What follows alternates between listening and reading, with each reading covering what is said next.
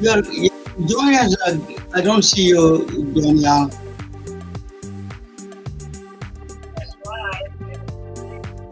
Try that. Start again and join again. You know.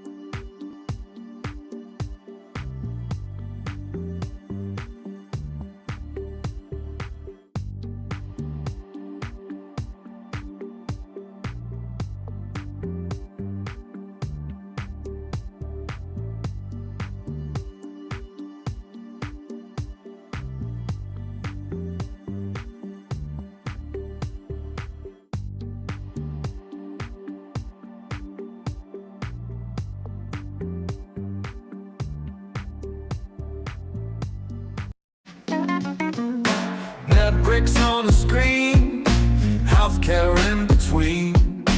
Physics, art, and math got us down this path. Historical tales come alive, where science and stories dive. Blended facts with heart, knowledge from the start. Need bridge blues we sing to the future memory. Health and science in the mix. Midbridge got the fix. Complex subjects made right clear. now Every episode in ways that we actually acquire the knowledge leads the way. and ways that make me more efficient as In the world of digital streams, turning knowledge into dreams. Through the tales of old, new stories unfold. Thank you so much for joining with me. It is truly an honor and a privilege. MedBix Webcast is a new kind of healthcare media channel to break the silo mentality and foster interdisciplinary thinking. Our mission is to fill that gap and to create a curiosity through different lenses, tapping the passion that guided the historical figures in medicine and bringing present-day groundbreaking research to the front lines. We interview physicians and leaders in the industry about present-day healthcare challenges on our live programming. Welcome to the MedBix Webcast. Sorry about that. We have some problems, technical problems we are dealing with. I'm trying Daniel to join the stream, and yeah, there's some technical issues we are facing with. This is when the people say technology is a stress, and this is really. People who invented technology, Daniel invented, one of the inventors of this technology, we're having a problem, stress, he's having a hard time. That is, it's showing 3 people ad, but I don't see that people, why I don't see them. It says 3 people there. I don't know what are those going on. It is a massive mess, that I hope you can join. Pardon me? The rebooting, I cannot. No, it's nothing to do with me.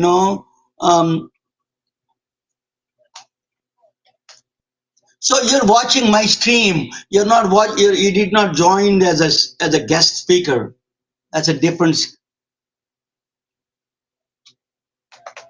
Yeah, I don't know why it is saying that it's not showing. Some days it's not a.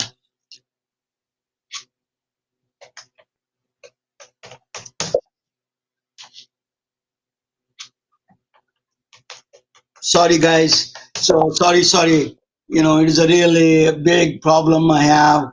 This technical. I see the sound you are joined, but I don't see.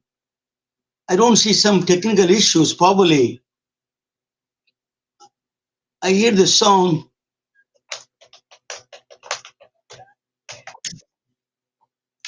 I don't see. Maybe I will minimize this damn thing. Maybe I see minimize.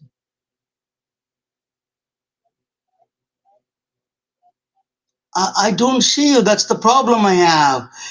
This is but there is usually I get. Sorry about that, guys. Please bear with me. I'm trying to get the Daniel to. Maybe I have to cancel it this time. Because I'm going to. Some days are not good. This is all technical issues or gives a lot. I don't see you, but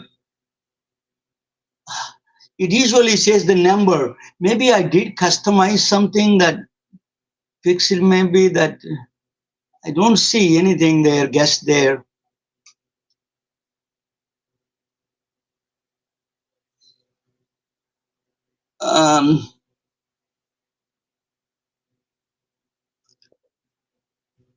Then yeah, you don't know what the hero is saying something shit.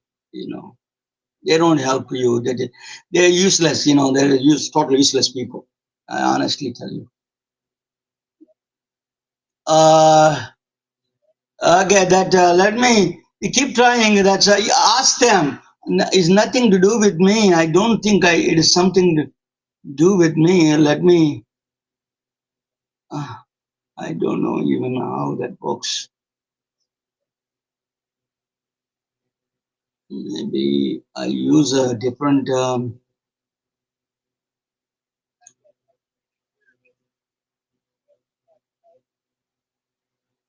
Okay, gentlemen, ladies and gentlemen, I'm going to come back. I'm going to reboot again. Okay, and reboot the computer system and come back. Wait for a few minutes. Daniel is waiting actually outside, so just wait for me there, guys. This support staff is totally useless. Okay, so I'm going to restart again this whole process. Just wait for me, please. Thank you so much.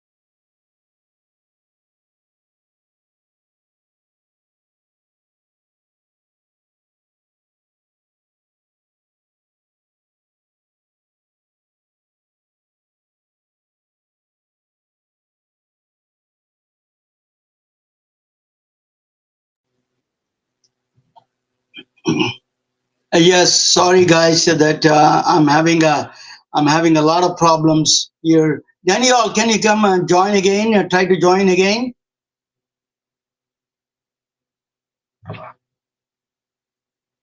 Yeah, uh, join again. The latest that I sent you. Try please.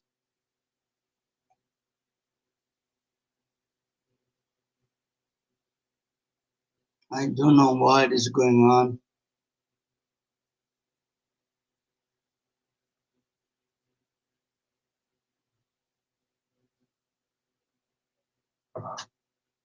So join again. Try to join again. Stop talking and help him. Help him. That's what I'm going to tell him.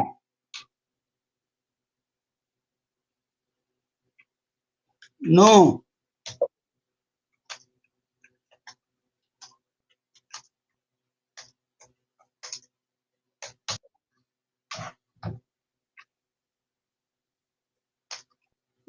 Daniel, you go there and ask for ask for need help up there in the bottom. Can you do that? Oh, this is not live. I'm in the wrong place. Oh my God, this is not. I'm in the wrong place.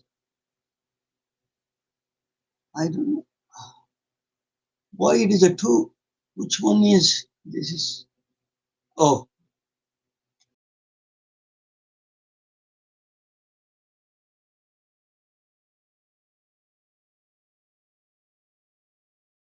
Or this is pressure. Yeah. Hmm. This is ridiculous, sir. This is technology people are lot of these technology people claim so much. They more than they can deliver. you know.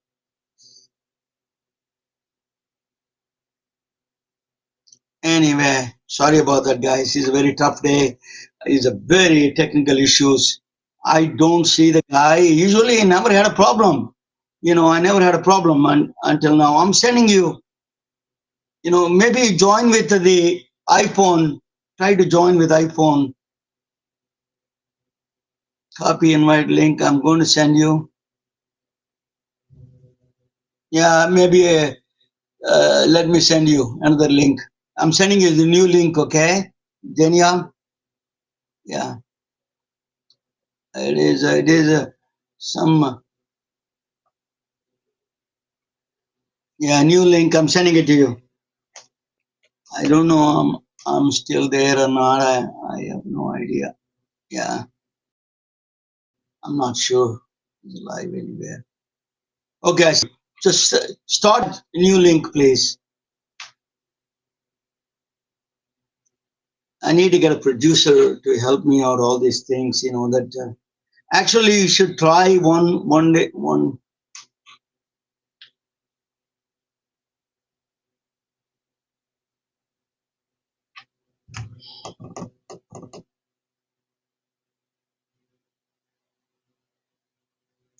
Sorry guys, that's all I can do. I'm doing my best. If we're having a lot of technical issues. This is a live stream. I never had a problems in general. These guys are all they talk nonsense and they don't help. Much help. The support staff. They don't know. They ask you if I ask a question, they ask you 10 questions back. That's all they do all the times. No, these are support guys. Yeah. So what do you do, the Daniel? I hear the noise, but I don't see the numbers or anything like that. Show on stream. What is this? I don't know what is this.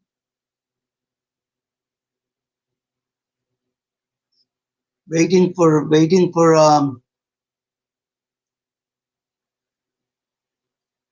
chat overlay hidden undo. Can you send me private chat? Can you send me private chat? Uh,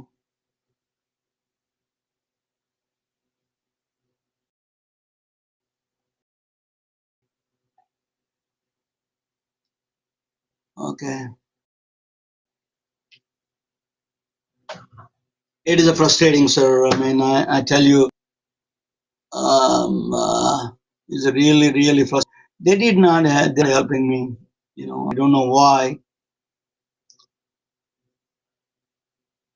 Guests can add channels, need a new link. I didn't have a problem. I never had a problem until now. Email Kottke, private chat. Yeah, private chat test. I see you, but you're there. I don't see you.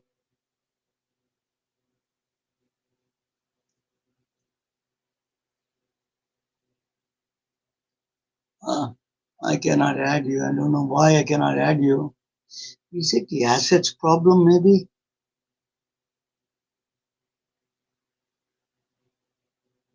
My assets.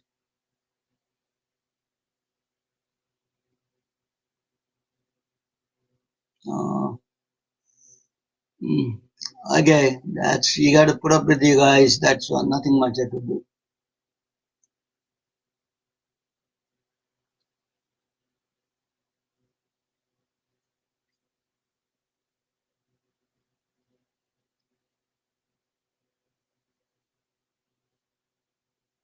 What is that? What do you say?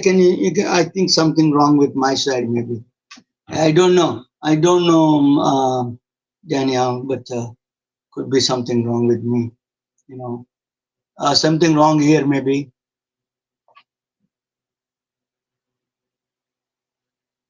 We will record it and then play it next time. I'm going to skip this session and and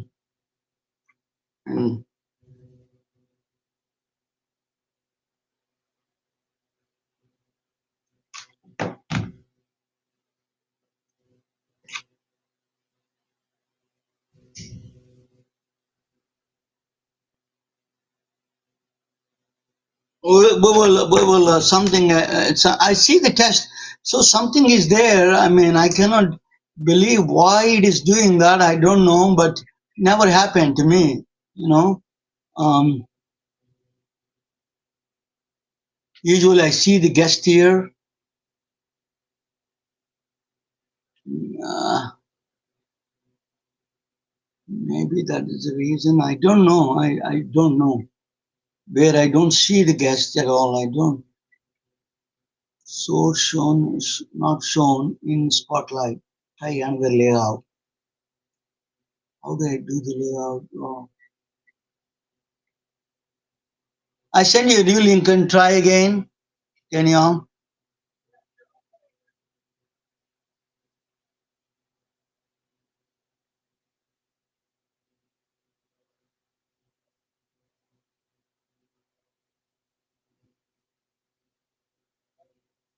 Try again. You say that try asking them to test using another browser or internet connection. Browser, do you have any other different browser? Are you doing Safari? Oh, Firefox is a problem. I think that is what it is. You need to use a Chrome or Chrome or yeah. You need to use a Microsoft Edge or Chrome or Safari.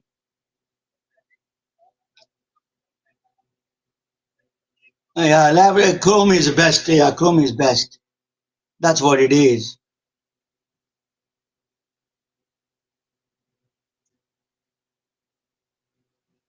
Please put up with us, ladies and gentlemen. It is a technical issue, and it is a. Let me tell you how these technology people claim.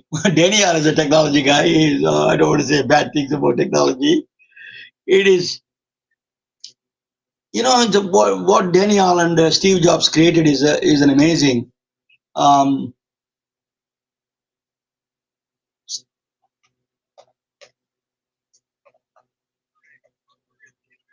yeah, just try that. That.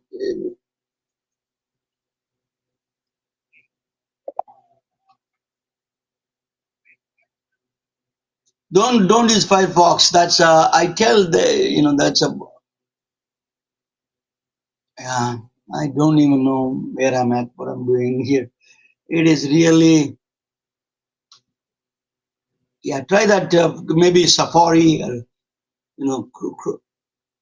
Chrome. Chrome is the best to use it.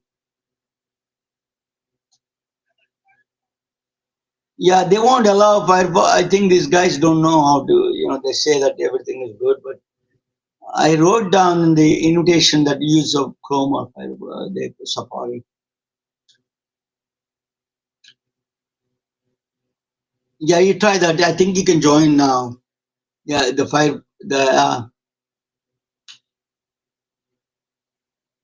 I'm going to edit out all these things, but it is a, Daniel is on the phone with me, guys. I'm not, he's with me on the phone. It's just big challenges. I need a producer, I think, eventually. Um, the IT technology people take everything away from all the resources they have. Other areas like medicine, the legal, other systems are all draining up. They're taking one-way street. I think unless the leaders stand up and tell them this is the things you need to do, I have a solution for that. Nationalize AI infrastructure, nationalized email system. That's it. Is a better taking all the promise of these technology companies once and for all. I don't want to say bad things, but sorry, but nationalize it. That's the only way, because they have no we have no control. You have no consumers have a zero control on them.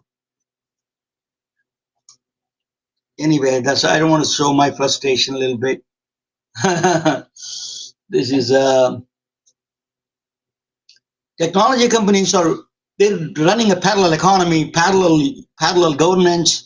Everything is parallel. They don't even care anybody listen to them or not. It's that bad. So we need to really put regulations in effect. Democracy has to work. The leaders has to step up and do the right thing. They don't. That's unfortunate things, right?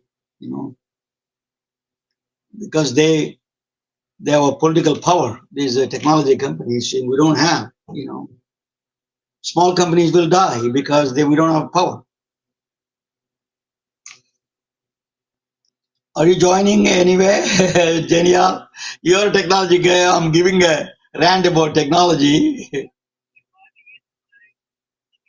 Yeah, Gmail and then try that. Yeah, yeah. They take your time. That's okay. That's is recorded. I will edit that one. So let us talk about that a little bit. You know, let me ask you the technology. AI, they told us very good AI prediction. You know, why we suspect the medical people, healthcare, other departments suspect all these technology things. During the pandemic, all these technology heads went up on the stage and said, we are going to predict the flu season in 3 months in advance. There is a flu season. Flu is like a small cloud. You know, is like a mini. It's a mini rain. The storm, the pandemic came in front of them. Nobody predicted 8 million people are dead. So when the real things come, they disappear. That is a suspicion. The other areas, particularly healthcare, people have that technology. I see you. Okay, I'm going to turn off this now. I see you, Daniel. You need some lights on it. I cannot see you. You need some light on your face. What I have to do is, like I told you, I have to block the light from the window. Oh, yeah. Just now, give me a moment.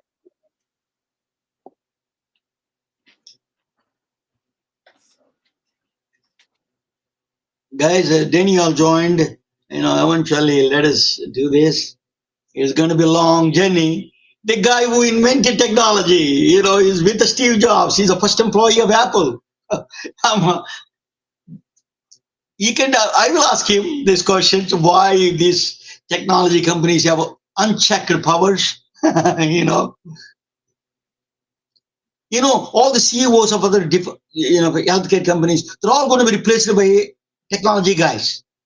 So they will have no job. If you're going to MBA, if you're finance, they're all going to be gone. All the technology people will be there. The guy who codes, even though they're not qualified, that is, you got to be careful about that. The democracy and the leaders need to stand up and talk about it and do the right things. This technology has parallel governance, unchecked powers. This is the time they need to step up and show the leadership. Every country. You know, I'm giving you my rant. Let me give you my rant, Daniel. Daniel is a good friend of mine. You know, let me take it out. Okay, Daniel. Now I can see you a little bit. You need a little bit more light, probably. You need to go a little bit up. Your camera need to be up a little bit. Yeah, just to put the now just to raise no, you need to a little bit more. Your height is to be a little bit more. Yes. know, you know that I'm a dark guy. I need a lot of light. You don't need a lot of light, but you know, you need to raise up camera a little bit. Don't leave the space between top of the head and the screen. Just reduce it. Yeah, a little bit more, a little bit more. Ah, that's perfect. That is a perfect. Okay, we are live. Before I go into your background, let me, Daniel, what is this? Okay. All right. Daniel, I'm going to ask you a philosophical question. What is this? You think we are in the right direction for the technology, unchecked powers of technology? Are we or not? Are we consumers or small companies or getting swamped by big companies? Oh yeah, definitely. That is a scary part, right? Okay. Well, I would make the argument that um, it takes the really big companies with lots of resources. If we're on the topic of AI, it couldn't have happened by a guy in a garage, right? The only way we got to where we are with AI is by spending $100 billion, right? But the deep AI, DeepSeek has done with the $5 million. They said. Well, that was a big surprise, and I say that's evolution for you. Yeah. So actually, if you are thinking about principles of least action, that's called. I presented a topic on the principle of least. We talked about it, you and me, one time when we met. Is a principle of least action. They use that optimization process very well. That is where science really played a role. You know, AI is a transformer network. It's already done. It's not. You can increase a lot more of processes speed, but eventually that's a fixed network. A neural network is a fixed. So what they're doing is they're putting a brute force data inside, and then AI started thinking on its own. Eventually, that is surprising me. Actually, AI started thinking. But anyway, we'll talk about it. Let me introduce you to my audience. That is a Daniel Kottke. Let me tell you, Daniel went to school with 1972. He was born in New York State.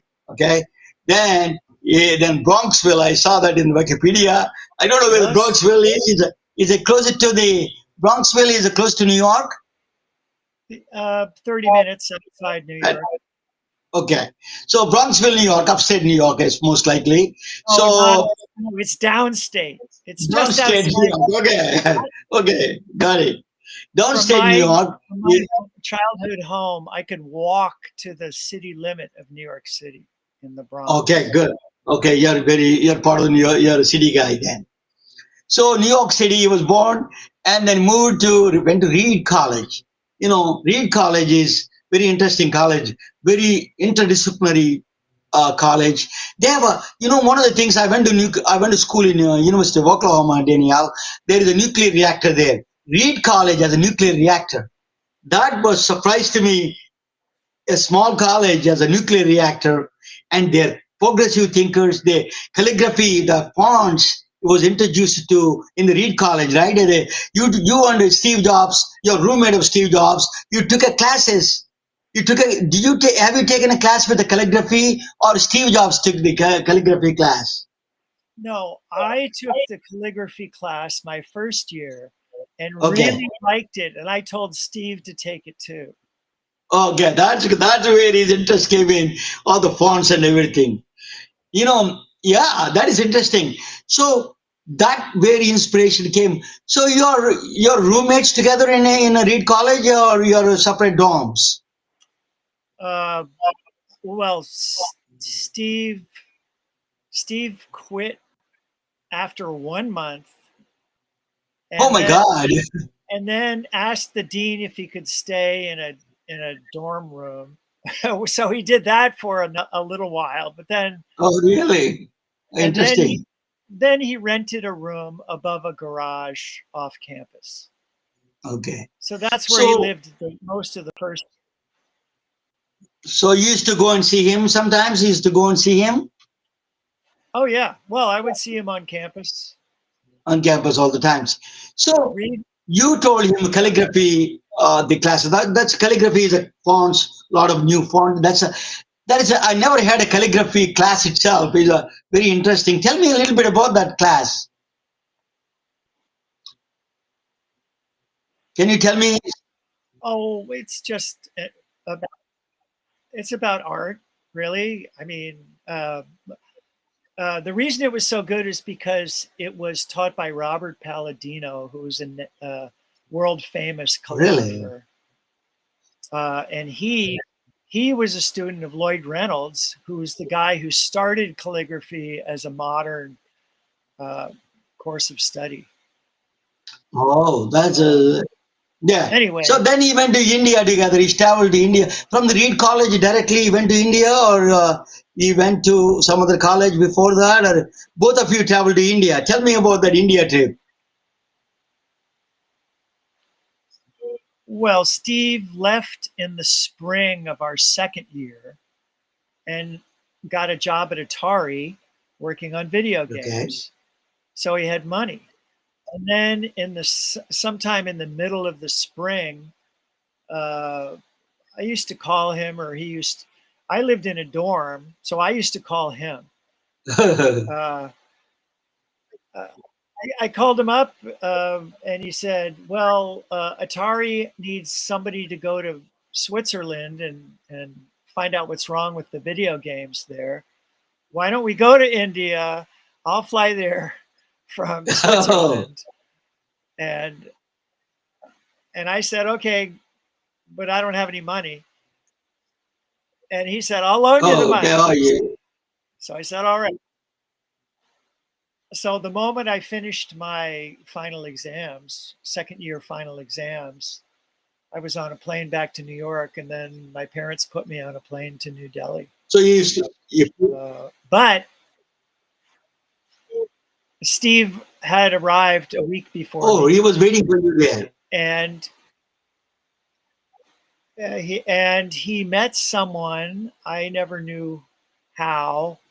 He met someone who said, "The Kumbh Mela is happening right now. Oh, Let's you're in a go." Mela. Oh, So, well, it was the Maha Kumbh Mela in oh my Rishikesh. God. Yeah. So you trekked from Delhi to all the way to, he went to the Kumbh Mela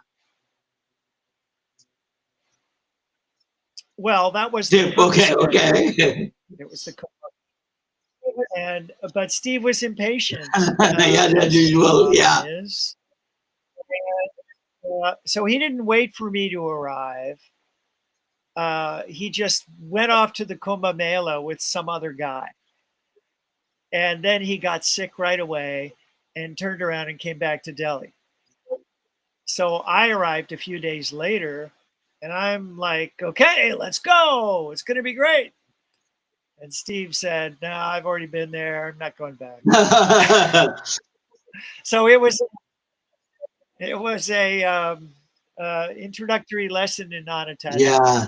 So, let me ask you then, did you see you went to see Neem Sai Baba or Neem Baba, some kind of a guru you wanted to meet, both of you, right? Neem Karoli Baba. Okay. Have you met him, or he died before he left? He passed the fall before we were. Okay. So he couldn't. So we knew he wasn't alive. The Kumbh Mela was a reason enough to go.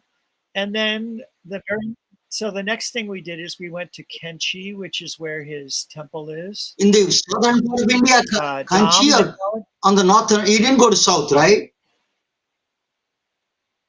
No, Kenchi in Uttarakhand. Oh, that's in Uttarakhand. Okay. Used to be. Okay. So we took a bus to Haldwani. We took the train to Haldwani and the bus to Bawali and to Nainital. We stayed in the Hotel Evelyn, famous place. And then we took a bus to Kenchi. And there was nobody there.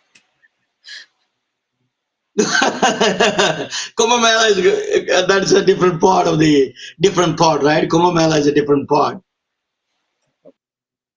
Well, the Kumbh Mela was in Hardwar, Rishikesh. Is it Rishikesh?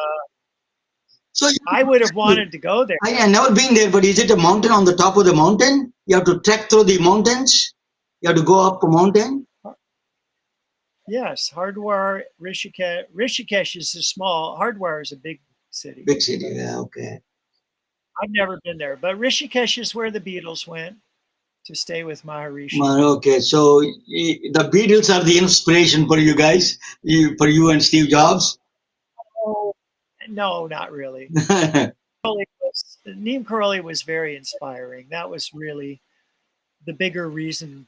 And because we read Be Here Now, and we read Autobiography of a Yogi, and then we read Lama Govinda, Way of the White Clouds, and then we read Ramakrishna and his disciples, and other books. And so that was really the reason to go to India. Oh, so you were what kind of an experience? Did you get sick anything in India at that time? India is a problem food wise and everything. How did you survive in India? How many days you stayed in India? 10 days? 4 months. 4 months. Oh my God. Both of you stayed together 4 months. I'm going to tell you. Steve Jobs, that is hats off to you. I'm going to tell you what I did, Yeah. and it's bad advice. So don't take my advice. Okay. So when I landed in Delhi, Steve was supposed to meet me at this particular hotel. So I went to the hotel, and they had my name. I paid them. It was 30 rupees a night, I think, not that much. And every day I'd go to the front desk and I said, Steve Jobs is going to be asking for me. And they said, no, we've never heard of him. We've never heard of him. But they were lying. Anyway, after a couple of days, I got bored. Not really bored. But anyway, I thought, well, I'm going to be here for 4 months. I should just drink some of the water. And it sounds so innocent, doesn't it? I drank a glass of water from the faucet. Yeah. Bad idea. Yeah. You were really sick. I wasn't really sick, but I got sick almost immediately. And I pretty much had diarrhea the whole 4 months I was there. Oh my God. But I didn't have bad cramps. It wasn't debilitating. It was mostly awkward when I needed it to find a bathroom. Yeah, you can't find those places up there. It's not easy. Oh my God, I can't imagine the life there. India changed quite a bit. What's especially bad is the long bus rides. Yeah, that is there's no bathroom on. But there's no bathroom on the buses there. So how did you put up with him? I mean, it's not an easy guy to put up with, Steve Jobs. You know, you was demanding. Oh no, Steve was fine. Okay. He was perfectly fine. He was eating all the kind of food. He's immune to the Indian water and all those things. He's drinking all those things. I think he was smart enough not to drink tap water. Okay. When we were in Delhi, the thing that Westerners do when you're in Connaught Circus in downtown Delhi is Wenger's restaurant is right next door to the American Express office. Oh. And always lots of people there waiting for their money to arrive. Oh. Right? The money comes from the American Express. American Express. And we weren't waiting for money, but Wenger's restaurant had air conditioning, and so we would go there and go lassies. But then we went up to we went to Nainital, we went to Kenchi. Kenchi was pretty much deserted, nothing going on there. So then where did we go next? We went to Kulu. We took a bus to Kulu. Kulu Valley. It was all in the Simla and all those areas, right? On the northeastern area. Yes. Yeah. Hill station. Yeah, hill stations.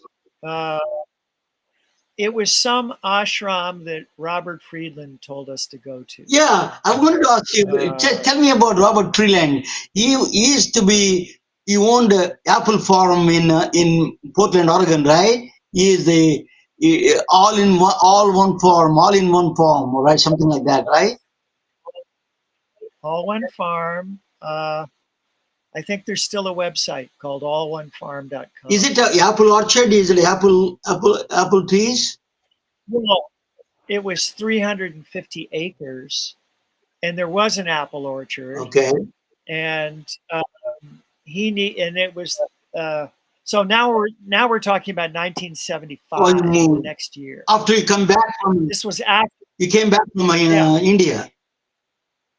Yeah, and in the summer of 95, summer of 75. Okay. Steve and I came back to California. Okay. And Steve and I drove up to Oregon, and we went to the All One Farm, and I guess it was August, so it was apple harvest time. Okay. And he had lots of Gravenstein apples, which ripen very fast, so you have to harvest them. And so we were filling wheelbarrows with apples. The part-time job you and Steve were doing, part-time jobs. Yeah, we spent, almost a whole week. Oh, okay. And because Steve was interested in the fruitarian diet, I said, "Oh, okay, let's just fast on apples, and we'll see how that works." He's a vegetarian. Is he vegetarian? Is he vegetarian with Steve Jobs? We were both vegetarians. Both were vegetarian. Okay. We were when I first met Steve, one of the topics was Zen macrobiotics. That was a book that only cost $1.25, so I bought it. And George Osawa, Zen macrobiotics, brown rice and miso. That was the perfect diet for human beings. The perfect. Really? Yeah. Interesting. Well, fruit is worse, but I don't know. Well, you know what they say is, if you have cancer, you should not be eating sugar. And that's what they say. Yeah, you shouldn't be eating sugar. And furthermore, sugar makes your metabolism acidic, so they say. And so one of the health regimes, especially anyone who has cancer, you can take your pH every day from your urine, and you want your metabolism to be alkaline, not acidic. Yeah.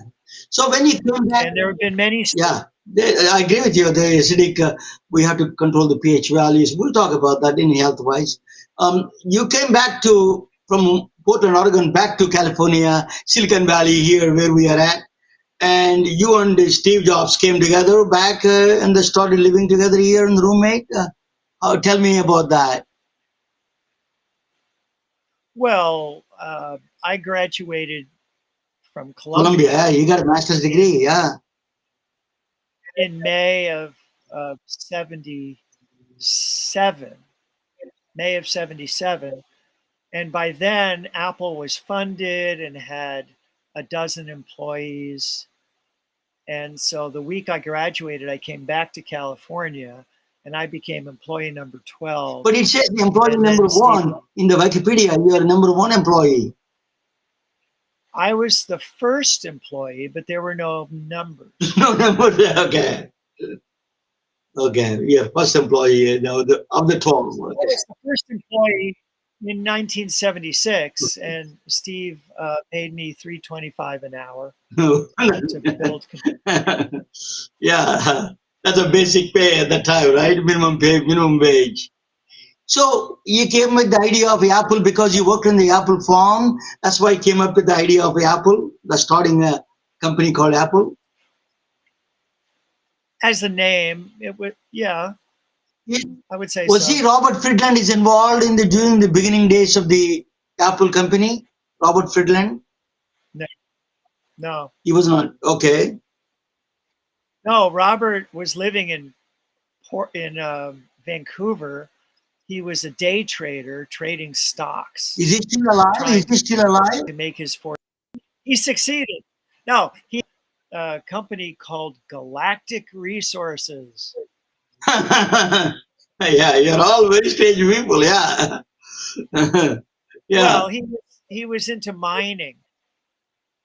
I don't know how he got started in mining, but that was his company, Galactic Resources. He was looking for contracts to do mining projects, and he found a really big one called Wazi Bay in Canada, which had immense nickel reserves, and he hit the jackpot.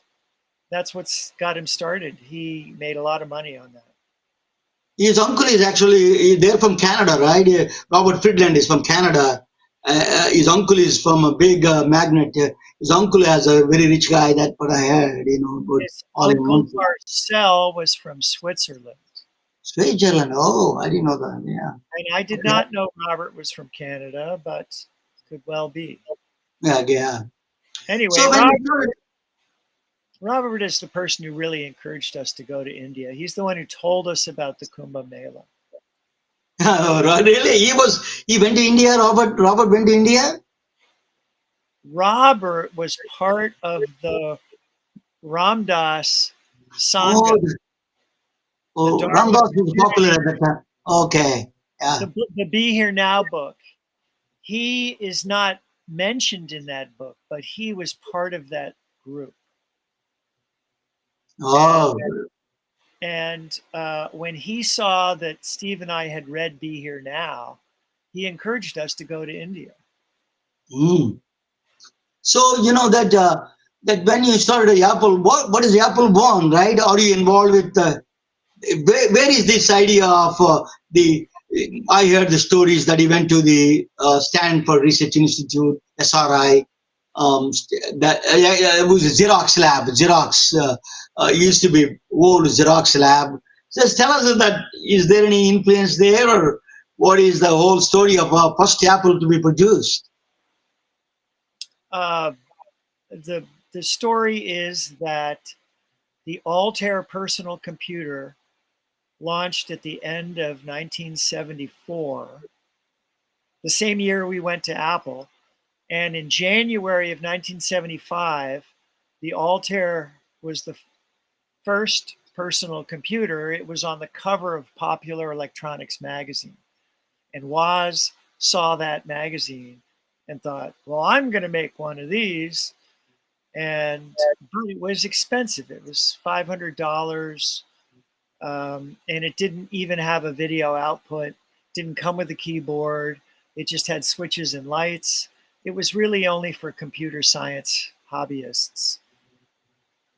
But then in the summer of 75, the 6502 processor was announced. It launched, and it was only $25, and Woz got one at a computer show. So he immediately brought it home and started to add it to his video terminal project. And that was the Apple One. Is that the Apple One is so you are not a technical person? How you learn? You learn on the job or the technical Yeah. stuff? Yeah, I was I won the math prize 2 years in a row in high school. I was smart. Yeah, I saw that.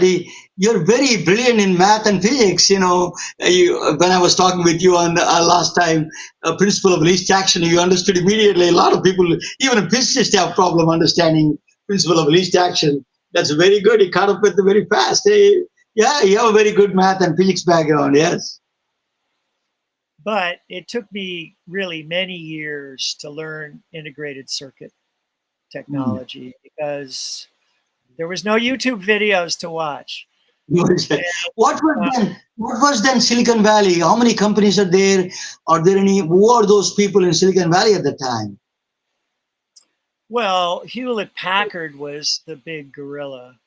Yeah. Hewlett Packard was founded in 1939 Oh, and then became successful selling test oscillators to the military in World War II. okay. Woz worked at Hewlett Packard. He loved his job there. He was on the team that made the first scientific calculators. Who, Steve Jobs was there? Steve Wozniak. Wozniak. Oh, Steve Wozniak came from that Yellow Packard then, yeah. So he was working on the first scientific calculators in 1975 when the 6502 came out.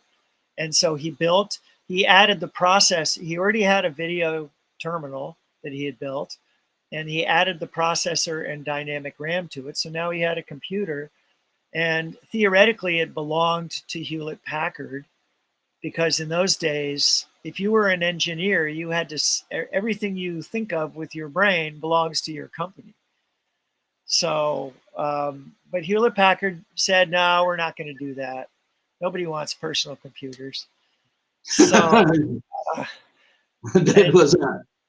and so then the next thing that happened was the Homebrew Computer Club started, and Woz was in Palo Alto.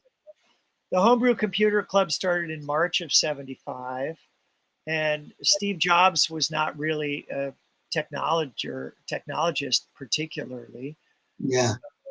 But Steve was friends with Woz, and when Woz told him he had this computer, Steve is like, okay, let's make a product. Yeah. And so Apple then Steve joined. You all working together you're out of the garage, right? You got an office already you have an office there, right? In the the office did not come till next year. So you weren't working in the garage, all of you? Well, Woz was hardly ever in the garage. In fact, Steve wasn't in the garage that much. When I was building the Apple Ones in the garage, Steve was usually in the kitchen on the phone. he was always making phone calls and doing business. And we had like one of those 20-foot cords on the phone, so he could walk into the garage and talk to me while he was on the phone. You know, I heard that when you was cooking, you said that talking about cooking, when you were there to Hare Krishna temple, you used to go and eat there, walk down there, both of you together used to go there and eat something and coming back, or what? You used to go there, that's true? The Hare Krishna temple is gone. The Hare Krishnas came, they had a temple in Portland with a lot of people in a nice house, and they came to Reed College and persuaded us to come to the Sunday night love feast. The love feast every Sunday night. Yeah. And it was a 30-minute hitchhike for Steve and I to go there. But we used to do that, and in those days you could hitchhike, people would pick you up. And so we did that a lot. Like at least every other week, every other Sunday we went to the Hare Krishna temple. Tell me about his mind about, one thing he told me, very interesting thing. He said that to me last time when I spoke with you. When he went to India, he saw poverty. You and him or son see a lot of poverty in India at the time, 1970s, a lot of poverty in India. A lot of poor people there, a lot of poor. Poverty. Yeah. So he said to you, I'm going to change the world through technology. I'm going to erase the poverty with the technology. Did he say that to you? That what he said to me last time? Something like that, similar to that? Technology can solve the problem? What you're thinking of is the Isaacson biography. Yes. He told Walter Isaacson that by the time he came back from India, he was thinking he could make a better impact on the world through technology than through meditation. Yeah, that's what he thought. Yeah, correct. That's what he said about, right? But he was expressing with you and is a passion for technology, and he has a global view about that in the entire thing. No, He's simply a business guy. I actually didn't know that he had a whole background in electronics. But the high school he went to had a electronics lab starting in junior high school. So, Oh, and he and Woz went to the same high school, Homestead High in Cupertino, and there was a professor there who went to the flea market and brought lots of electronics stuff to the high school, and so the kids had a lot of electronics circuits to play with. so Apple One, Apple Two is you were helping in the Apple One, the circuit board, first integrated the motherboard of Apple One. You were there, right? Yeah. The Apple Two. The Apple II was designed in the summer of '76, and at the end of that summer, Woz stopped by with the prototype in a shoebox, and we hooked it up to the color TV in the Jobs' living room, and lo and behold, color graphics. Oh my God! So that was obviously very exciting. You all partied on that day. Well, we didn't party, but I went back to finish my senior year of college. I didn't know enough to be asking to join the company. Were you guys drinking at the time, or you're not drinkers? Both of you, you're college students. People drink, right? Were you drinking? No, Steve would rarely ever, only just a glass of wine with dinner. Really? Yeah. I like beer now, but I didn't have money for buying beer and wine. Yeah.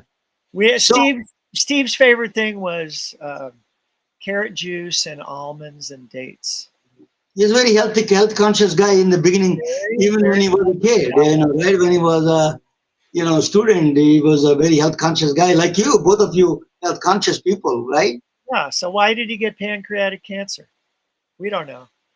But Bill Atkinson just died of pancreatic cancer, and Jeff Raskin died of pancreatic cancer.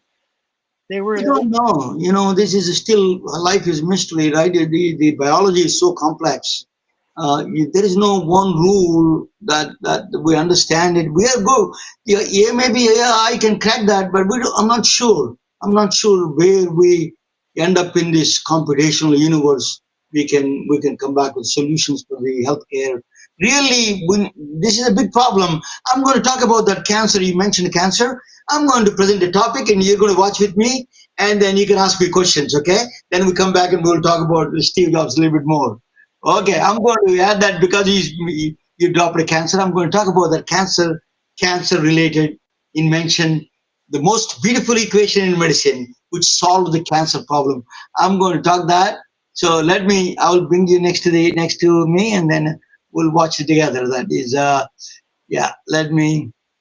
you stay there, and you can jump in anytime. You can ask me questions, anything like that, Danielle.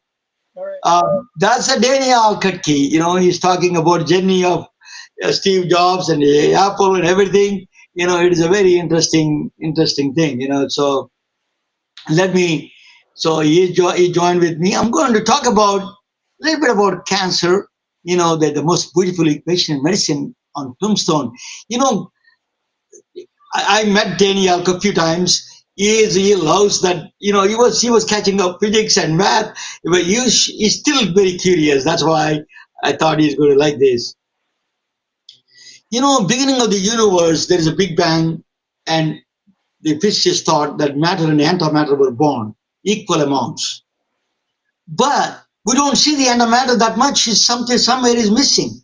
We don't know the address for the antimatter. We don't know where it is gone. Okay, that is still very strange. I want to tell you what is a matter and antimatter is. So matter is hydrogen atom. So matter is that where we are all built. We're all made up of matter. So matter is a proton is a positive charge in the center, and the electron is in the negative charge. I'm just talking with the classical sense and not a quantum sense. Just an electron moving around. Think about that way. In the anti-hydrogen, that's hydrogen atom. Hydrogen atom is a one proton and one electron. In the antimatter, there is a proton. In the matter, the proton is a positively charged, electron is a negatively charged. That's how the electronic circuit boards and everything Daniel does. The anti-hydrogen is other way around, which is the proton is a negatively charged and the electron is a positively charged. That's the antimatter. Both are mirror images of each other. But you got to be careful about that, because when they get together, it annihilates, it produces it annihilates the matter. Matter is gone, and then becomes a powerful gamma rays, or produce the powerful photons. The high energy photons come out of that annihilation when they get together. So you don't want to meet matter and atom. We don't want to know. We want to know where the antimatter is, but we never want to meet them. Our universe should not meet the antimatter because it will blow up. So this is antimatter. Is a slow the computer. So we know the bananas produce actually one positron positively charged electron, it produces every 75 minutes. We humans produce 200 positrons for every 1 hour. So we produce the positive antimatter actually is there, is moving around with us. Immediately the moment it comes out, the moment touches anything matter, it annihilates immediately. So before it comes out of our body, it dies. Even in the bananas, everything, it dies immediate. So the positrons. So 1 gram of antimatter is $65 trillion it costs. Okay, that is a very expensive. So only Steve Jobs can afford probably, and Daniel would have been there. He would have bought some of them. 17 minutes it takes. They put the antimatter in the suspended matter that is transported to the 4 kilometers and a fuel. So eventually they want to do antimatter to use that as a fuel for interstellar from here to another stars. You want to go, that's the best way to do it. Interstellar travel, we need the antimatter as a fuel. That is one of the interesting things they have. So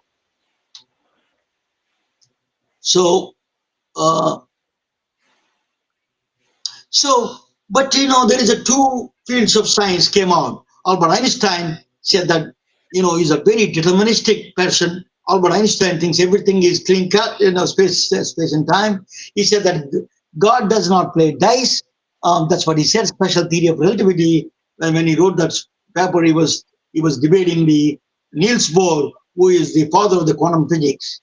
Quantum physics, they used to argue quite a bit together. He used to tell Albert Einstein, don't tell God what to do, in quantum physics. That's what he used to say, tell Albert Einstein.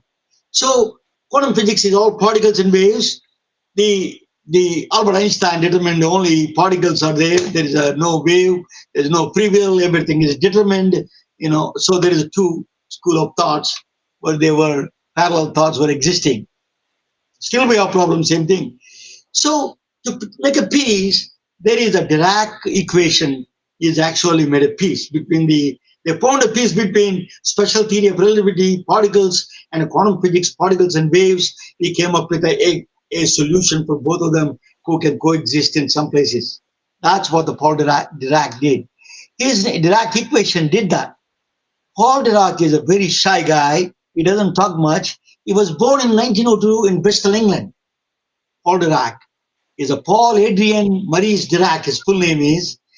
He was a British scientist. He was born in England. So he created the world-changing equation. It's called a Dirac equation. Momentum. There is Dirac equation. Really, really very interesting equation. Is 26 years old. He's a genius. They say after Albert Einstein, Paul Dirac is the most genius guy. Left side moment. That equation is the left side momentum of electron. Right side is the mass of electron. You combine the mass and momentum of an electron. So that he came back with a solution in the specialistic relativistic equations. I don't want to go into the too much math here, but the Dirac equation solved some of the problems. But during this equation, what he found out is that during the equation, he came across antimatter, anti-electron, positron. He came across positron first time. So he was the positron. Through the mathematical equation, he found there exists in the universe antimatter exists. So he gave a powerful. Actually, he did not believe in it in the beginning. 3 years he did not even. He's staying in his desk. He doesn't want to tell anybody because he was embarrassed, because it may not be true. There is antimatter exists. The positron exists. A positively charged electron exists. He didn't believe in it. But after 3 years, he published it. After shortly, so that's mirror. So the reason we exist, because there is a 1 in billion, 1 in billions of it. That one is a CP parity. I don't want to go into the physics of it, but the evil twin that you see in the mirror is not you. So once in a while, it becomes a different person. So that is what we became. We are matter. So we became a matter in the. So that is a CP parity violation. That's what that is. So matter and antimatter, even though they're equal, when you reflect them, the mirror symmetry changed. When they are mirror symmetry, like a left hand and right hand, that's a symmetry change. They're not. They are exactly same, but you cannot put them same. You cannot put them same together, because they're not. They don't. You can't put that together. They won't work. So that matter and antimatter became 1 in a billions of these particles became matter. That's what happened with the matter and antimatter. So that's what we are all became. Matter became antimatter, and matter, some of them are violation. Antimatter became the matter violation, CP violation. The mirror symmetry caused us to come to existence. So 1933, Carl Anderson from the Caltech produced the proof of positron emission. That is in the Wilson chamber. It's called Wilson chamber, cloud chamber. We produced the first proof of positron existence. Electron is going that way, positron is going this way. So that was the positron.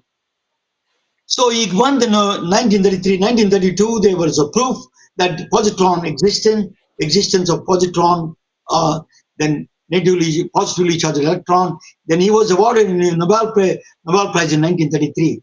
Paul Dirac was awarded 1933 Nobel Prize. He's a truly genius. That's where the medicine comes in the picture. Now you see, positron emission tomography is based on the positron. He said that they used to say about Paul Dirac is there is no God, but his prophet is a Paul Dirac. So they used to tell him that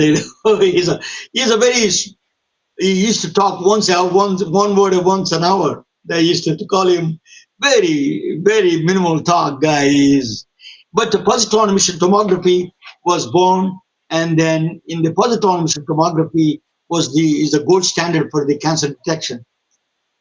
Now Daniel, we were talking together about the cancer, the pancreatic cancer. Steve Jobs, his friend, his roommate died with the pancreatic cancer, Apple founder. So that detection was done through this PET scan. That is the only gold standard, because you can do functional. You can see the functional aspect of the cancer. So he's asking about sugar. So 1 in 8 women get a breast cancer. A lot of people are getting a pancreatic cancer, one of the most fatal one.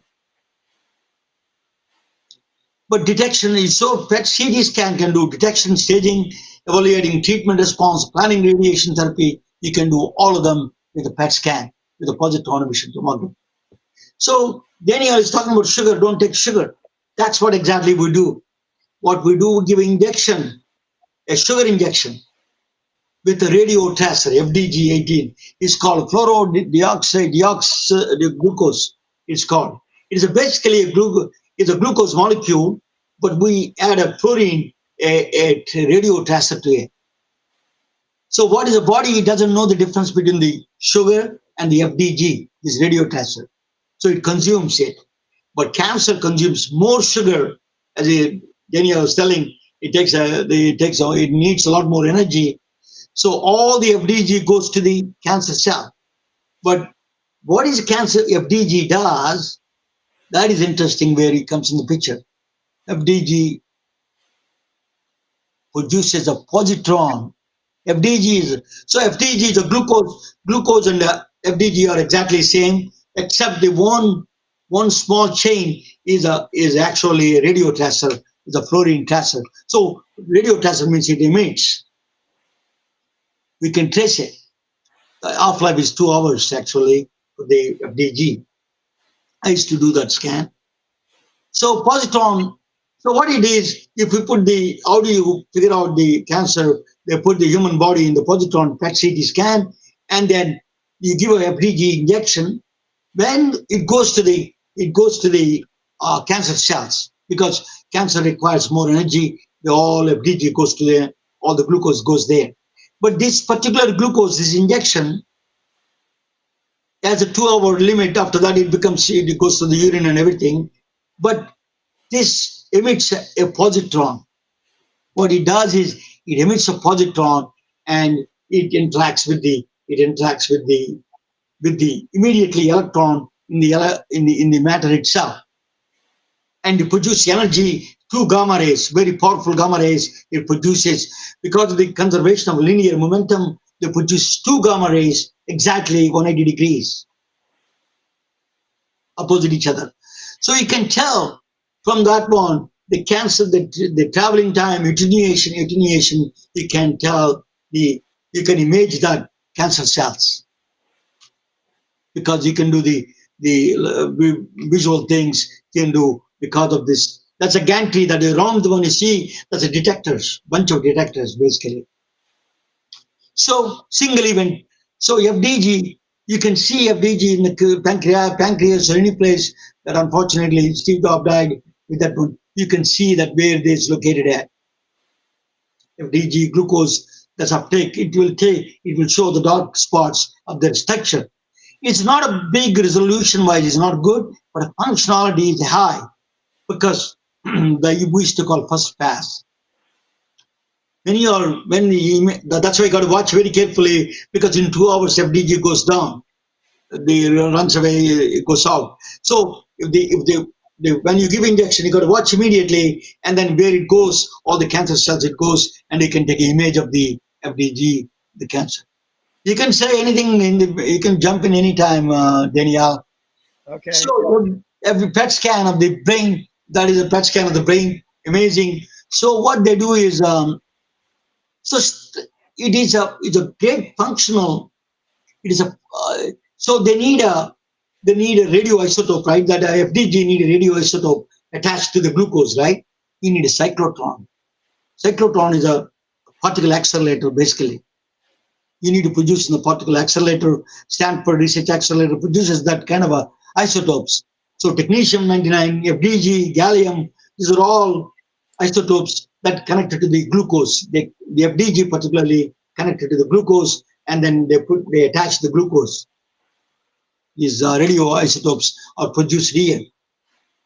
With the glucose molecule, they connect the fluorine there. You can do in cyclotron. That's what it is.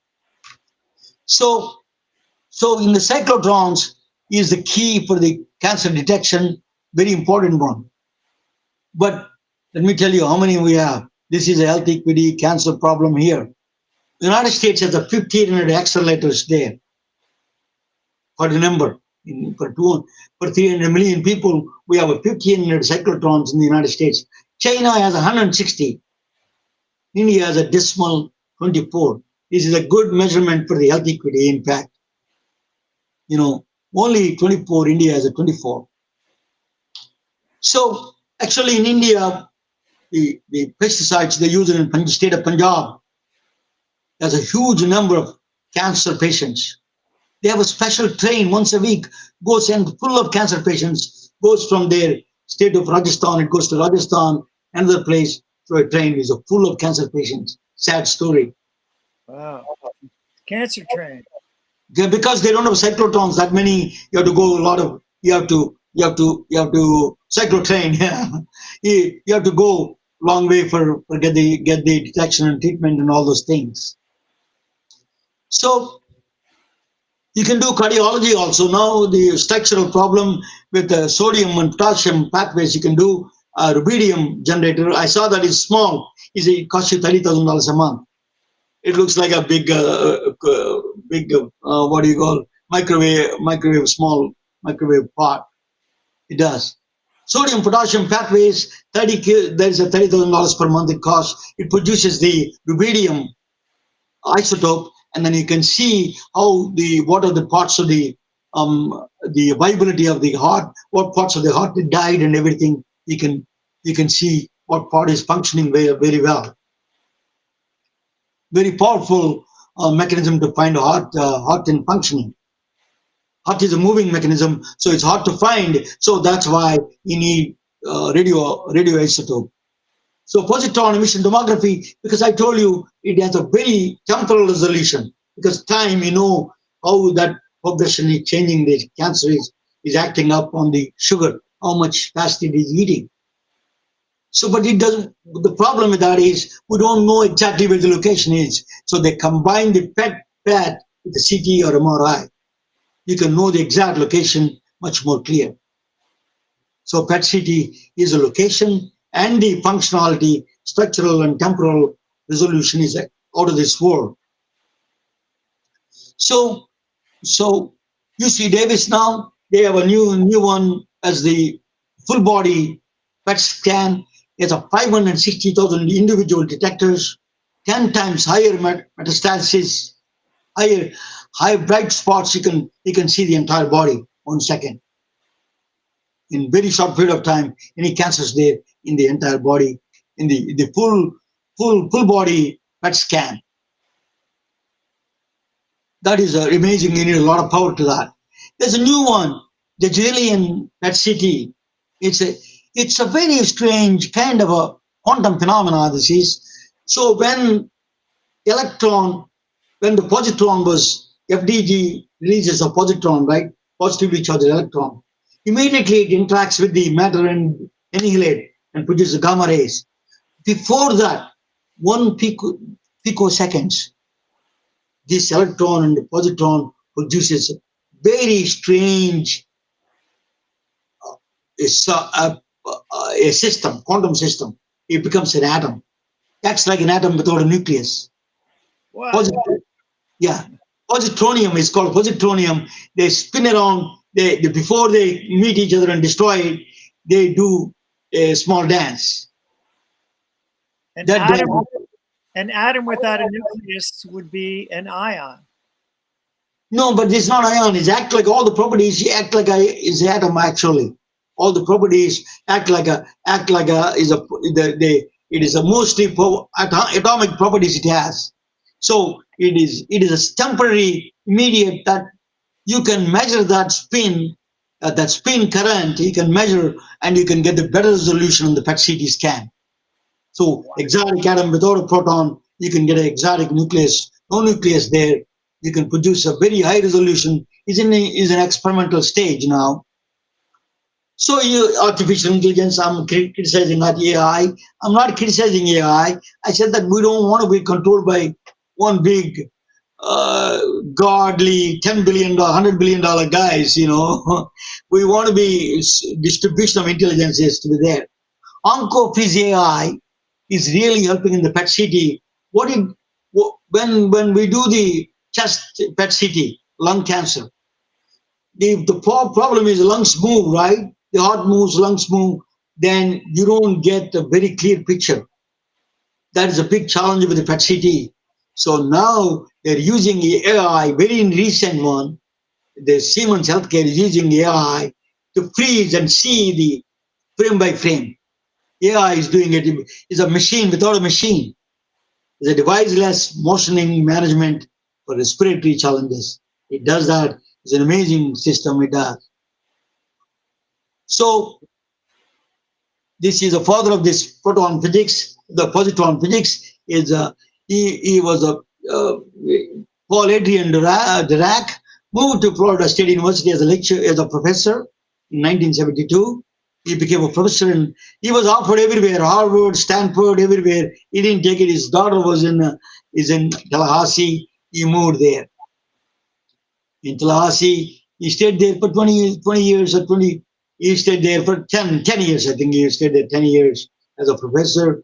He gave a last lecture, died in October 10, 1984. A remarkable man.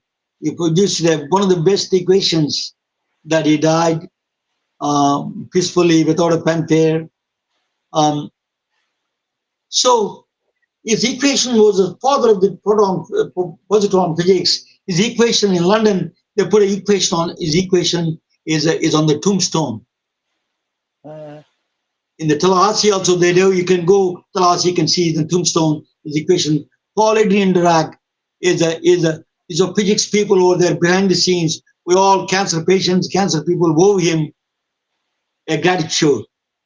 You know, gave the mathematics of it. He realizes that there is something like that exists. Positrons exist. So thank you for watching. Let me bring my good friend Daniel back to the things. Thank you for watching. Actually, you can buy T-shirts for me for Paul Dirac. I did the T-shirts. You can buy one from Amazon. I will send one to, I will give one to Daniel actually. So you may like it. So thank you for watching. Let me bring my friend. What do you think, Daniel? I didn't really know. I saw the Dirac equation on your splash page, and I didn't know what it was. I was curious. It is a differential equation. Basically, is a differential equation. Is a second order. Even I had a hard time understanding it a little bit. It's a Dirac equation, first order, second order. Is a mathematically combine. It's a mathematics. He mathematically combined the special relativity and quantum physics. He combined them together because when the particles going in a speed of light, they're not applying all these rules. So he came back with a solution for that problem. Then it produced a positron. It gave the existence of the positron. So that is a Dirac operator. They call Dirac operator. It's a very important one in the physics. Dirac operator is a very, very powerful one.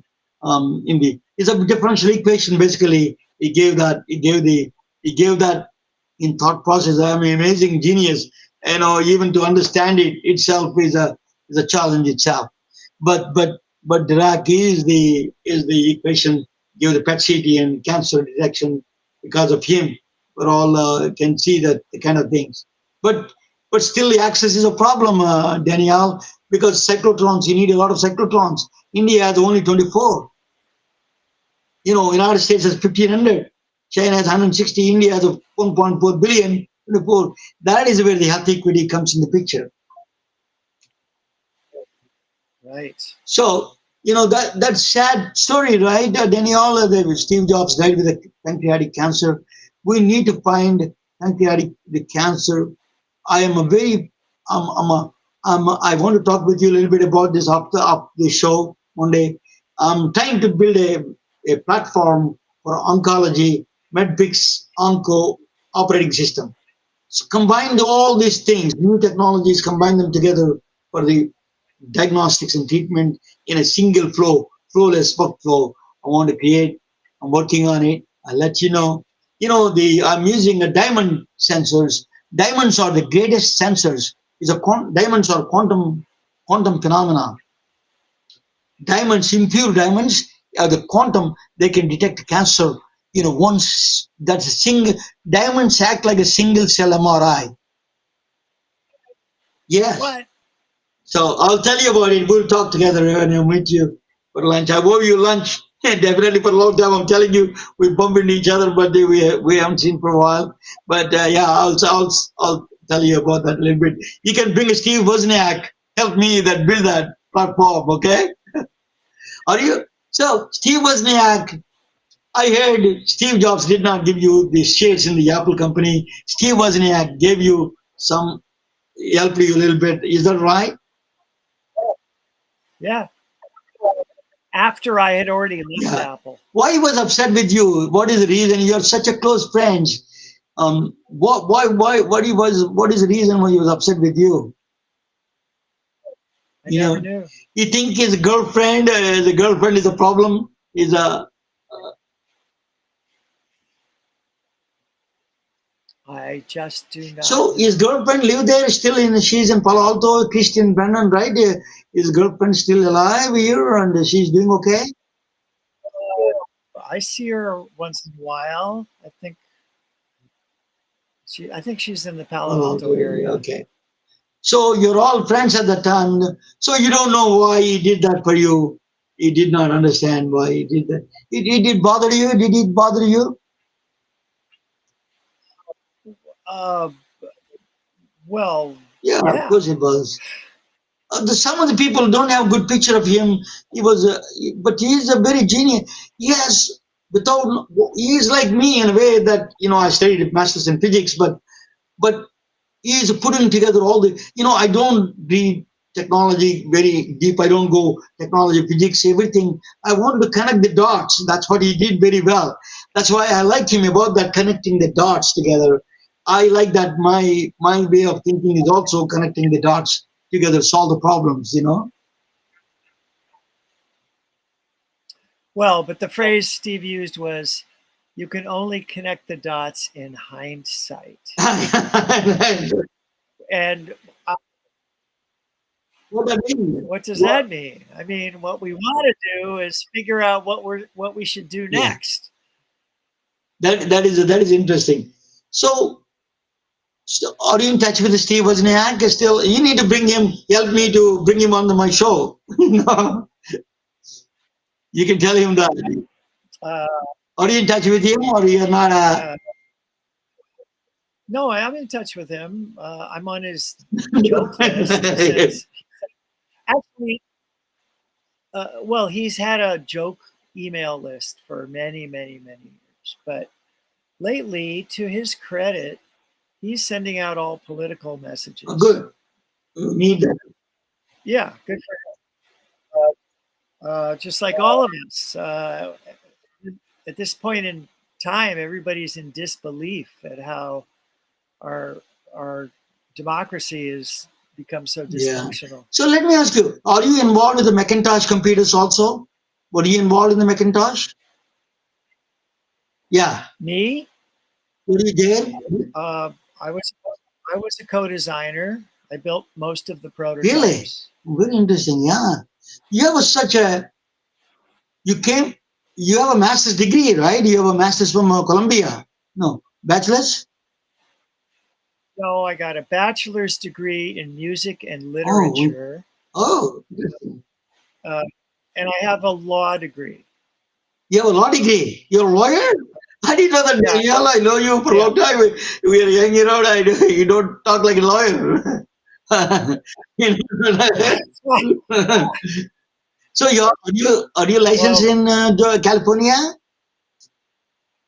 No. no, I thought I would do patent law maybe because I'm interested in inventions. But I did patent law for a year, and I just didn't like it. So you went to India. You was a spiritual enlightenment. What do you think of life and death? What do you think? I want to ask you a philosophical question. What do you think of life and death? Uh, Perhaps you could be more You specific. saw your friend died.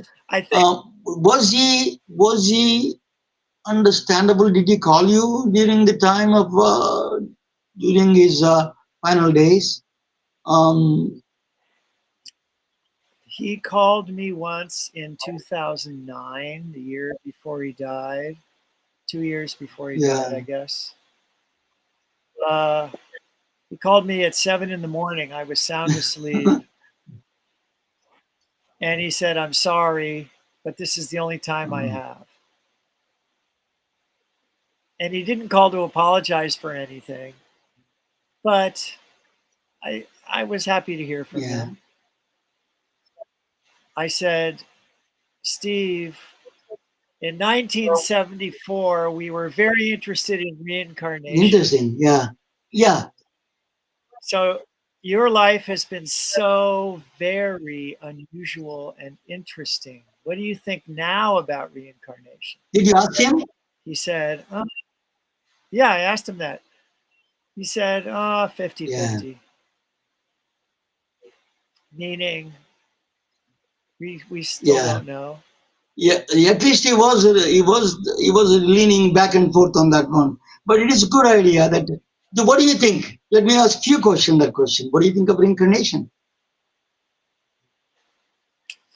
I have a very open mind. I think that okay, so Anit Goswami, No. you know Anit No. Goswami, quantum physicist.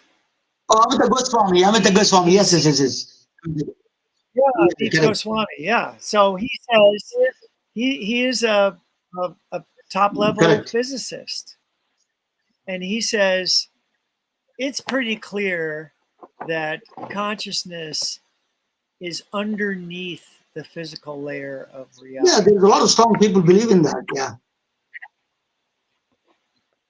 So I kind of go along with that idea, although we don't really know what to call it, except we call it consciousness, but it's like a field. And I had a talk show in the 20 years ago, and I did 3 shows with Russell Targ, who's one of the world Yeah, experts. I met him actually, Russell. He gave a remote being. What do you think of a remote being? Let me ask you that question. Well, Russell is a Yeah, scientist, he is. and he did many trials of double-blind experiments, and remote viewing is definitely a repeatable phenomena. So it is in the realm of science. And the amazing thing about remote viewing is that it seems to work on the past and the future. And it works anywhere in space. So you can, using a remote viewing meditative technique, you can focus on any place on the other side of the world or in the past or in the future. You can focus on it. And the image that he always used was, think of your consciousness as the surface of a pool of water, and just calm down and get the surface very smooth.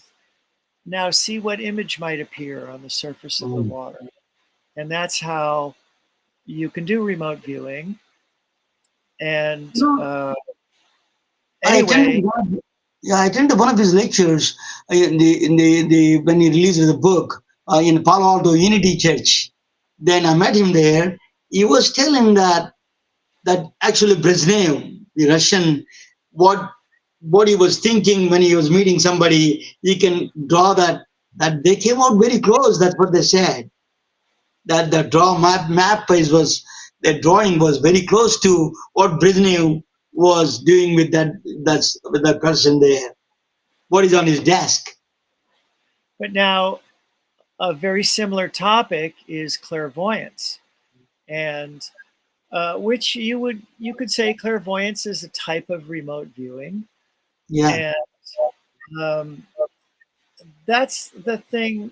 So I have a whole book. I have 100 books on a bookshelf that I call my Steve Jobs Memorial Bookshelf, and it's all He gave books you a lot of about. books. He used to read a lot of books, right? Steve used to read a lot of books.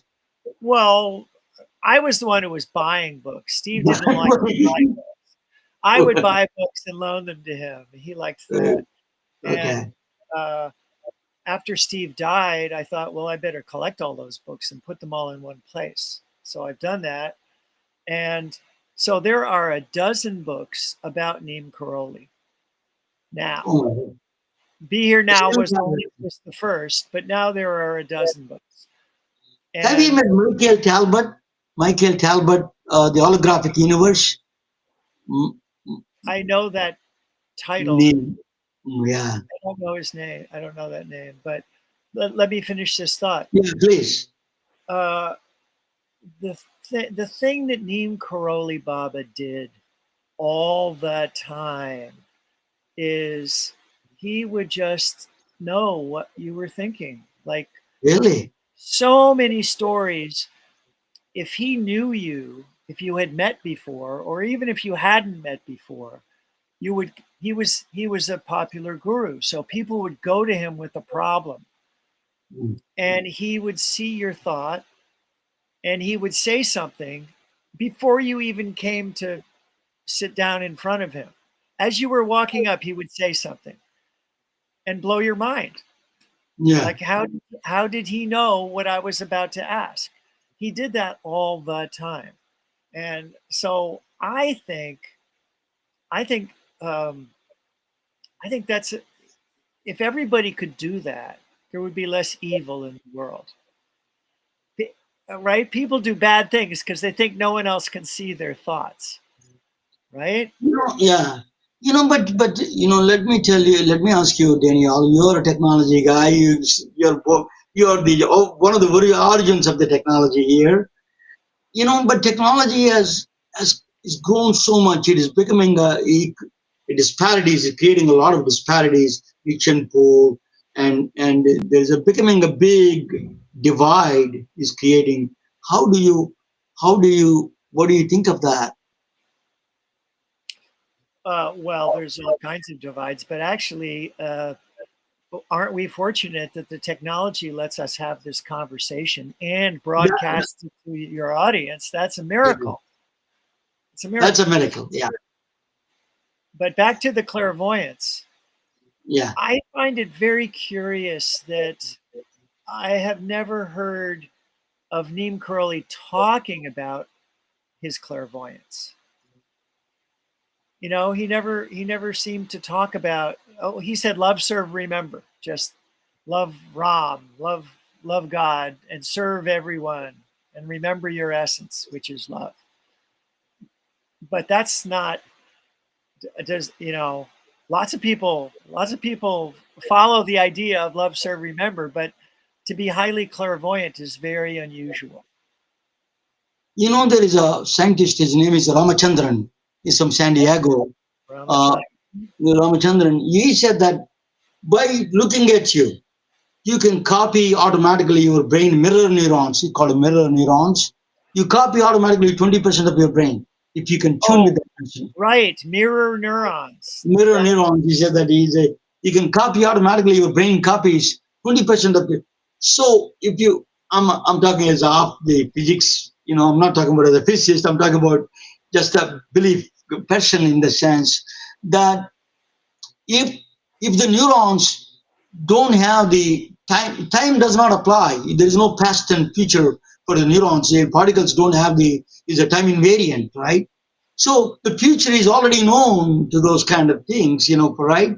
So that is, some people can access that is a entropy problem rather than is a physics problem of physics rather than it's actually or not, that is already well known in that system. I'm not going to brush it out what you said, because as a physicist, I think there is theoretically possible, possibility there. So I strongly am a Hindu. I was born as came born as a Orthodox person, but I tell you that the science and this kind of things are, there is some space we are driving towards that unification of science and this the miracles, that is going to be, I wanted to ask you, you are, what is that trip made you and Steve Jobs realize about religion, spirituality? Was the both influenced by spirituality together rest of your lives, and including Steve and you were influenced by that influence of yoga and meditation and all those things? that's a complicated Question, yeah. series of thoughts, but I think it was just very fortunate that the Be Here Now book came out at the time when I was a freshman in college. When a freshman in college, that is the number one time in your life when you're Yeah. away from home and the whole world is open to you You open and to you're you. trying to Yeah. figure out what interests you. And I was always interested, I was always a voracious reader, but I was always reading science fiction. Um, Yeah. but I was never exposed to any kind of spiritual literature, and I was not so interested in the Bible. I'm more interested in it now as history, but anyway, I don't know. There's a book called Cosmic Consciousness Yeah. I heard about that. Yeah. by Buck, and that was one of the few books that Steve found first and told me about. Really? So I can remember it was 1975, a year after we were in India. Steve told me to go check out this book, Cosmic Consciousness, written in 1908. Oh my God. I remember sitting in my reading chair at my parents' house back in New York, and I'm reading this book and thinking, why do I feel like I've read this before? I Interesting. just feeling like there was something like I might have had a past life where I was already Yeah. interested in these ideas. And I've had many friends who were completely convinced of their past lives and would talk about what they did in their past lives. I've never had that kind of thought, but I don't. Of course, if on the topic of reincarnation, the thing you have to say is there are more human beings alive now than all human beings who ever existed, right? Yeah. Based on our projections of, I mean, human beings have been around a couple 100,000 years, but there weren't that many of them. And now that we have 8 billion, so there's not enough reincarnation souls for all these new people. There can't be. So in So, fact, where did the souls come from if they're reincarnated? if you ask me, that is not a physics point, but in the physics there is a Bose-Einstein condensate state, a state that exists. Maybe we're all spirals in the ocean. Ocean is a consciousness. That spiral that comes out, we think we are separate from that, but that's temporarily. We move around and we act like we are separate from that, and then eventually we combine with the ocean itself. So we are that subconscious, a mini consciousness out raising from consciousness. That's a David Bohm is one of the things that he talks about it. So we don't know. There's a great discussion to talk. And you read about the book that you were talking about, consciousness, cosmic consciousness. It is very powerful in my view. Even now, in my view, that gives you. We need to have that cosmic consciousness approach. We got to have we became selfish.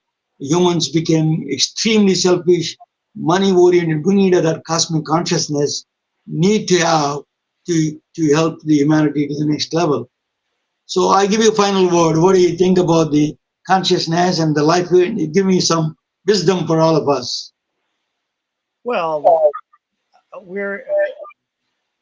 I'm fascinated by the definition of consciousness, and many people think single-celled organisms have a type of consciousness. Yes. Single-celled amoebas can learn to work a maze, so they have memory. How could that possibly work? There's no neurons in a single-celled paramecium. Yeah, correct. Well, it is a very surprise, actually. Yeah. Yeah. And so lately, just in the last year, I've been watching a lot of Stuart Hameroff videos talking about the quantum theory of microtubules. Yeah, microtubules, yes. That's so interesting.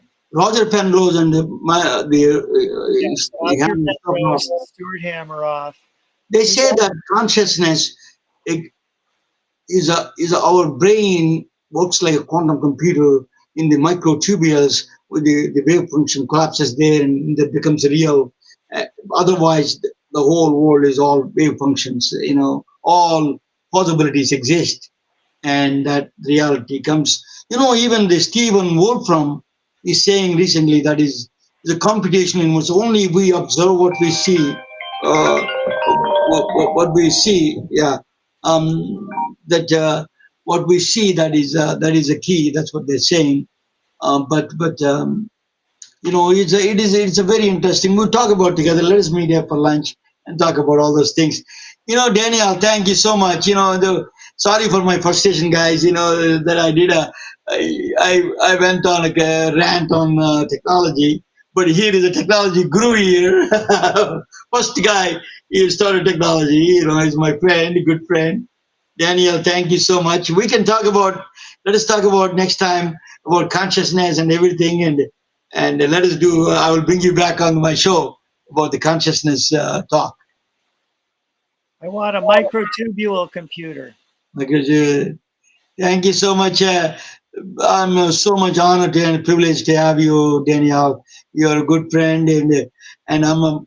Sometimes we are people that we have a strange observe.